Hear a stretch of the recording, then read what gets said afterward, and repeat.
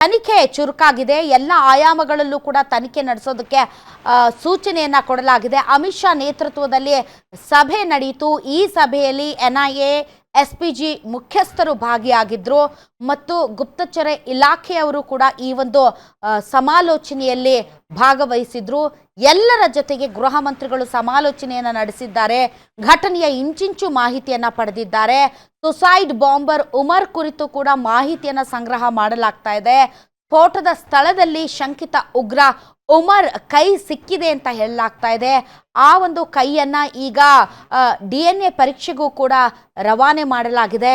ಉಮರ್ ಸಹೋದರರು ಮತ್ತು ತಾಯಿಯನ್ನ ಇದಾಗ ಪೊಲೀಸರು ಬಂಧಿಸಿದ್ದಾರೆ. ಆ ಮೂಲಕ ತಾಯಿ ಅಥವಾ ಬ್ಲಡ್ ರಿಲೇಟಿವ್ ಯಾರಿರ್ತಾರೆ, ತಾಯಿ ಅಥವಾ ಸಹೋದರ, ತಂದೆ ಅಥವಾ ಈ ರೀತಿಯ ಬ್ಲಡ್ ರಿಲೇಟಿವ್ಸ್ ಯಾರಿರ್ತಾರೆ ಅವರ ಜೊತೆಗೆ DNA ಮ್ಯಾಚ್ ಮಾಡ್ತಾರೆ. ನಿಜಕ್ಕೂ ಕೂಡ ಉಮರ್ನ ಕೈಯ ಇದು ಅನ್ನೋದರ ಬಗ್ಗೆ DNA ಮಾದರಿ ಸಂಗ್ರಹಿಸಿ ತನಿಖೆಯನ್ನ ಈಗ ಪೊಲೀಸರು ಚುರುಕುಗೊಳಿಸಿದ್ದಾರೆ.